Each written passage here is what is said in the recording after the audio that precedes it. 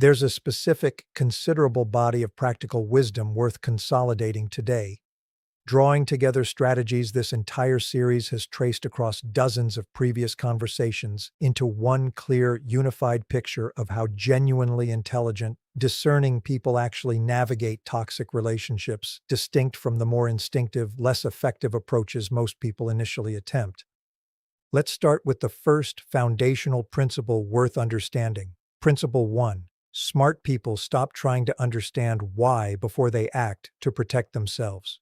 Remember everything we've traced throughout this entire series about the specific, exhausting pattern of searching for explanations that might make harmful behavior make sense. Genuinely intelligent handling of toxic people doesn't require complete understanding of their underlying psychology before setting boundaries or creating distance. It recognizes that the why matters considerably less than the observable pattern of behavior, and that waiting for comprehensive understanding often delays necessary protective action indefinitely. Principle 2. Smart people trust patterns over promises. Connecting extensively to everything we've traced throughout this entire series about the crucial distinction between isolated incident and demonstrated pattern. Genuinely discerning people evaluate toxic behavior based on sustained, consistent action over time, rather than based on how convincingly someone explains or apologizes for their most recent transgression. Words receive considerably less weight than accumulated, observable behavior across multiple contexts and multiple circumstances. Principle 3. Smart people separate documentation from confrontation. Remember everything we've traced throughout this entire series about how documentation serves your own clarity and your own protection, entirely independent of whether it's ever shared or used in real-time confrontation. Genuinely intelligent handling of toxic people involves maintaining accurate, private records of significant incidents, while recognizing that the moment of documentation and the moment of any eventual confrontation, if one occurs at all, don't need to happen simultaneously. Principle 4. Smart people recognize that explaining themselves extensively to toxic people rarely produces genuine understanding. Connecting extensively to everything we've traced throughout our conversation about the most effective response to false accusations. Genuinely discerning people learn to offer brief, clear statements rather than extended justification, recognizing that toxic people frequently use detailed explanation as material for further manipulation rather than genuinely absorbing and respecting the boundary being communicated. Principle 5. Smart people distinguish between forgiveness and restored access. Remember everything we've traced throughout our conversation about disrespect that should never be forgiven. Genuinely intelligent people recognize these as two entirely separate processes. Releasing personal resentment for their own psychological well-being doesn't require reopening access or reestablishing trust that hasn't actually been genuinely earned through sustained, demonstrated change. Principle 6. Smart people protect their own narrative through consistent, quiet behavior rather than through dramatic, public correction. Connecting extensively to everything we've traced throughout our conversation about why public unmasking backfires. Genuinely discerning people understand that sustained, calm, consistent behavior over time typically proves more persuasive and more protective than any single forceful attempt at correcting someone else's distorted narrative in a single dramatic moment. Principle 7. Smart people recognize that their own peace was never meant to depend on the toxic person's accountability, understanding, or eventual consequence. Remember everything we've traced throughout this entire series about detachment being the only thing that genuinely, comprehensively works. Genuinely intelligent handling of toxic people ultimately requires releasing the need for external vindication, building a life and a sense of well-being that remains entirely intact, regardless of whether the toxic person ever fully understands or fully faces consequences for their behavior. Principle 8. Smart people learn to distinguish between genuine remorse and strategic apology, refusing to accept the latter as though it were the former. Remember everything we've traced throughout our conversation about the apology a super empath will never accept, the crucial distinction between accountability offered specifically to avoid consequence versus accountability arising from genuine, integrated self-reflection. Genuinely discerning people learn to watch for timing, for consistency, for what happens after an apology fails to immediately produce reconciliation, using these markers to accurately assess whether accountability is genuine or simply strategic. Principle 9. Smart people protect their exposure to toxic people even when complete severance isn't practically possible, using internal boundaries rather than depending entirely on external ones. Connecting extensively to everything we've traced throughout our conversation about internal versus external boundaries with a narcissist. Genuinely intelligent navigation of unavoidable ongoing contact, shared custody, family obligations, professional necessity relies on personal, self-directed limits regarding how much engagement, how much emotional disclosure, and how much extended interaction occurs, rather than depending on the toxic person's cooperation with externally communicated expectations that consistently prove unreliable. Principle 10. Smart people recognize manufactured urgency and deliberately, consistently decline to respond to it immediately.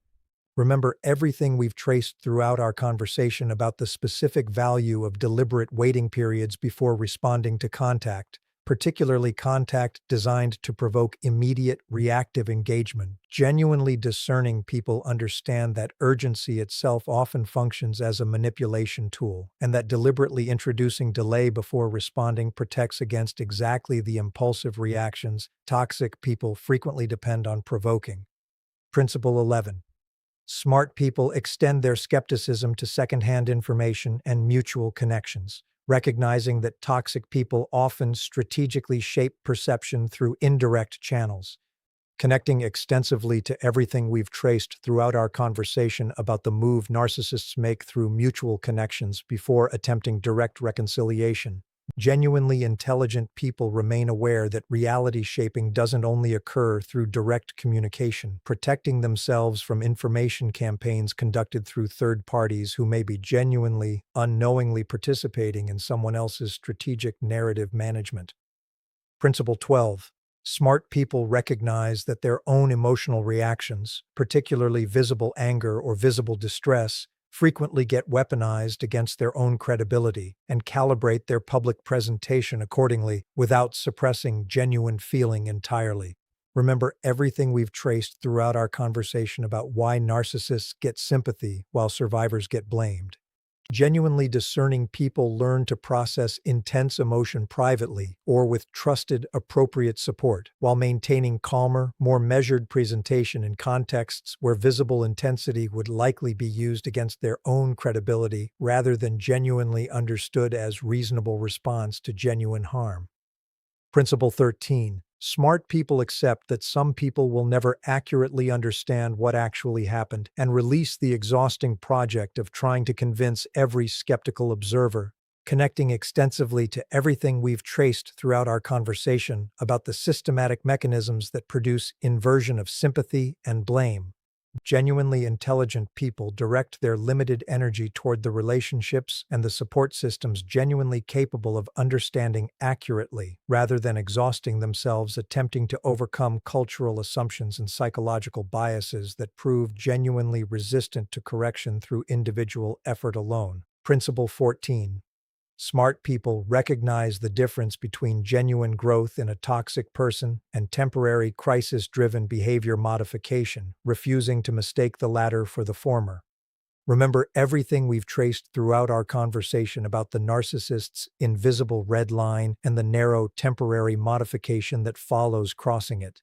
Genuinely discerning people evaluate apparent change according to its sustained consistency across considerable time and multiple contexts, rather than accepting brief crisis-triggered improvement as evidence that comprehensive lasting transformation has genuinely occurred. And this is where the final principles become more important than everything that came before them, because intelligence in toxic relationships isn't ultimately about becoming better at predicting another person's next move. It's about becoming better at protecting your own judgment, your own time, your own emotional energy, and your own sense of reality. The 15th principle is perhaps the most difficult one to practice.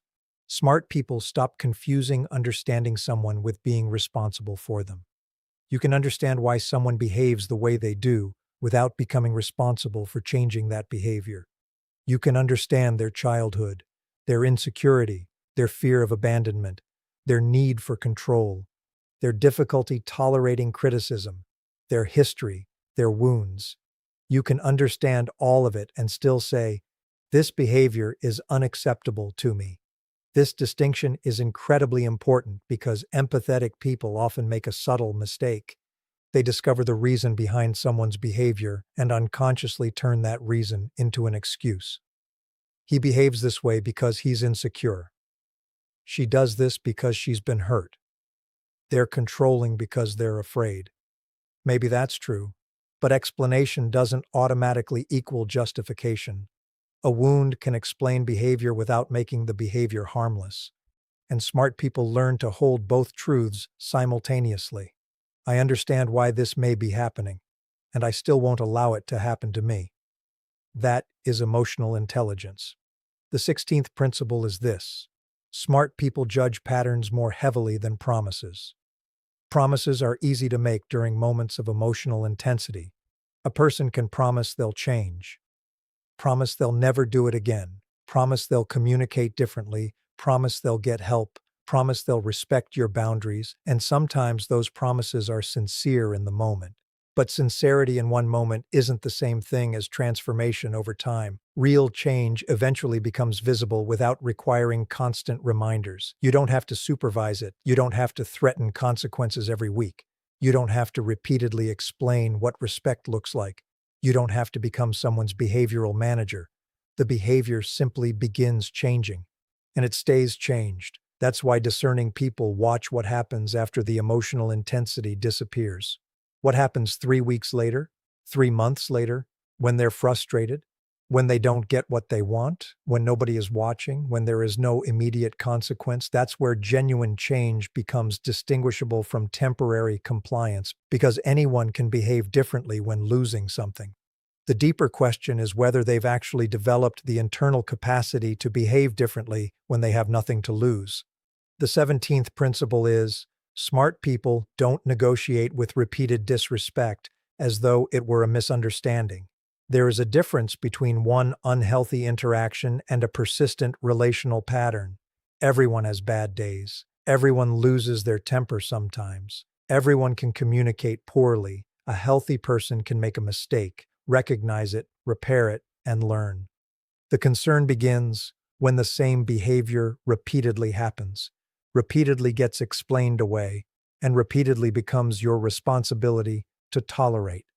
At that point, endlessly discussing the behavior may not create additional clarity. You already have the pattern. And sometimes the most intelligent response isn't another conversation. It's a change in access. Less information, less availability, less emotional exposure, less participation, not as punishment, as protection. Because boundaries aren't supposed to be speeches. They're supposed to change what you participate in. The 18th principle is: smart people don't make permanent decisions from temporary emotional states, but they also don't ignore what those emotions are trying to tell them. This is a balance. You don't need to make a life-changing decision in the middle of intense anger. You don't need to send the message while shaking.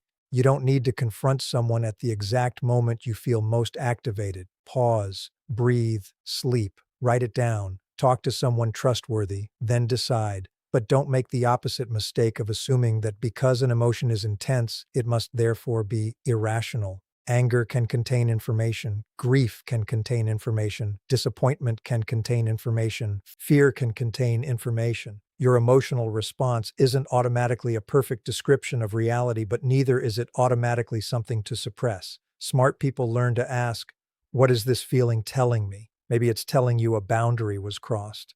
Maybe it's telling you you've been tolerating something too long. Maybe it's telling you you're exhausted. Maybe it's telling you this relationship no longer feels safe. The goal isn't to obey every emotion. The goal is to listen carefully enough to understand what it's communicating. The 19th principle is: smart people stop trying to win arguments that were never designed to produce resolution. Some conversations are discussions. Some are negotiations. Some are genuine attempts to understand. And some simply become battles over who gets to define reality. Once you recognize the fourth category, your strategy changes. You stop bringing more evidence, more screenshots, more explanations, more paragraphs, more emotional testimony. Because you realize the problem isn't lack of information. The information is already there. The disagreement is about whether the other person is willing to acknowledge it. And you cannot force willingness. You can explain something perfectly and still have someone reject it. You can provide evidence and still have someone move the goalposts. You can answer every accusation and discover 5 new accusations waiting behind it. At some point, intelligence means recognizing diminishing returns. You don't have to win the argument to leave the argument. You don't have to convince someone that your boundary is reasonable before enforcing it. You don't have to make them agree that they treated you badly before deciding you won't accept the treatment again. The 20th principle is, smart people protect their future from the lessons of their past without allowing the past to control every new relationship. This is where healing becomes more complicated. After experiencing manipulation, betrayal, or emotional instability, it can become tempting to assume everyone operates the same way. You start looking for hidden motives everywhere.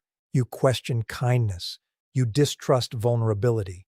You interpret every delay as rejection, every disagreement as manipulation, every boundary as a potential attack. But that isn't freedom. That's the past continuing to control the present. Discernment isn't the same as suspicion. Discernment says, I'll watch the pattern. Suspicion says, I already know what this means. Discernment leaves room for evidence. Suspicion often doesn't. So genuinely smart people don't become permanently cynical. They become observant. They don't trust blindly, but they also don't distrust blindly. They allow people to reveal themselves gradually. And perhaps this is one of the clearest signs that healing has actually happened. You no longer need to decide immediately whether someone is good or bad. You simply observe. How do they respond when you say no? How do they handle disappointment? Can they apologize without adding a justification? Can they celebrate your success without competing with you? Can they respect privacy? Can they disagree without punishing you? Can they accept responsibility without turning themselves into the victim? These ordinary moments reveal more than impressive words ever could. And that leads to the final principle. Smart people understand that the ultimate goal isn't becoming impossible to manipulate. It's becoming unwilling to abandon yourself. Because even the most perceptive person can be deceived. Even intelligent people can trust the wrong person. Even emotionally strong people can miss red flags. Intelligence doesn't make you invulnerable. What changes is what happens after you recognize the problem. You don't spend years proving that you should have known better. You don't turn one mistake into a permanent judgment against yourself. You don't say, how could I have been so stupid? You say, now I know more. That's the difference. The goal isn't perfection, it's recovery, it's learning, it's adjustment. It's becoming increasingly difficult to convince yourself to remain somewhere that repeatedly destroys your peace. And perhaps the most powerful transformation happens when you stop defining intelligence by how successfully you can manage difficult people. You don't need to become the perfect strategist. You don't need to predict every manipulation. You don't need to know every psychological tactic. You don't need to outsmart someone. You simply need to recognize when something consistently violates your values and act accordingly. That can mean leaving. It can mean reducing contact. It can mean changing the subject. It can mean refusing to explain yourself. It can mean seeking professional support. It can mean documenting important interactions. It can mean rebuilding relationships outside the toxic environment. And sometimes it simply means becoming emotionally unavailable to arguments that once consumed you. Because the deepest form of intelligence isn't knowing how to control someone else's behavior, it's knowing when their behavior is no longer your responsibility. And that's where everything we've discussed throughout these principles comes together. You don't chase the apology. You watch the accountability. You don't depend on external boundaries alone. You control your own participation. You don't react to manufactured urgency. You give yourself time. You don't automatically believe every story carried through mutual connections. You verify. You don't allow visible emotional intensity to become the only evidence people use to judge your credibility. You regulate yourself and seek appropriate support. You don't exhaust yourself trying to convince every skeptical person. You invest in people capable of genuine understanding. and you don't confuse temporary behavioral changes with lasting transformation. You watch what survives the passage of time. That's discernment, not coldness, not paranoia, not revenge, discernment. And perhaps the most beautiful part of developing it is that eventually you don't even feel like you're fighting anymore. You simply become clearer. The things that once consumed hours of your attention now receive minutes. The people who once controlled your emotional state slowly lose that power. The questions that once demanded answers become observations. The accusations that once sent you into explanations become noise. And the person you used to be, the one who needed everyone to understand, everyone to approve, everyone to behave reasonably before you could feel safe, begins disappearing. Not because you became harder, because you became anchored. And one day, you may encounter the same behavior that once would have completely destabilized you. The same manipulation, the same guilt, the same sudden urgency, the same attempt to pull you back into an old role. But something is different. You don't rush. You don't panic. You don't need to prove anything. You don't need the final word. You don't need them to admit what they did. You simply recognize it. And that recognition creates a pause. Inside that pause is your freedom. Because between their behavior and your response, there is now space. And in that space, you get to choose. Not from fear, not from guilt, not from the desperate need to be understood, from clarity, and perhaps that's what genuinely intelligent people eventually discover. The greatest victory over a toxic person isn't making them regret losing you. It isn't exposing them.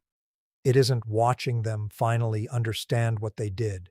It isn't becoming so powerful that they can never hurt you again. It's much quieter than that. It's reaching the point where their behavior no longer determines who you become. They can misunderstand you. You remain grounded. They can criticize you. You remain honest with yourself. They can create urgency. You can wait. They can rewrite the story. You can remember what you actually experienced. They can promise change. You can watch the pattern. They can demand access. You can decide. And eventually, you realize that the person you were trying so desperately to protect all along wasn't your reputation. It wasn't your relationship. It wasn't even your image in someone else's mind. It was you, the part of you that learned to question itself, the part that became afraid to say no, the part that confused being needed with being loved, the part that kept explaining because it believed the right explanation could finally create safety. That part doesn't need another battle. It needs you. And maybe that's where the entire journey ends. Not with you standing across from the toxic person, finally defeating them, but with you walking away from the argument entirely. No dramatic speech, no revenge, no final performance, just a quiet decision. The world continues moving. The phone stays silent. The old patterns remain behind you. And for once, you're not looking back to see whether they noticed. You're looking forward, because you finally understand something you couldn't have understood at the beginning. Being smart isn't about learning how to outmaneuver toxic people. It's about learning how to stop abandoning yourself for them. And when you finally learn that, you don't need to become their worst enemy. You simply become someone they can no longer define, and that is freedom.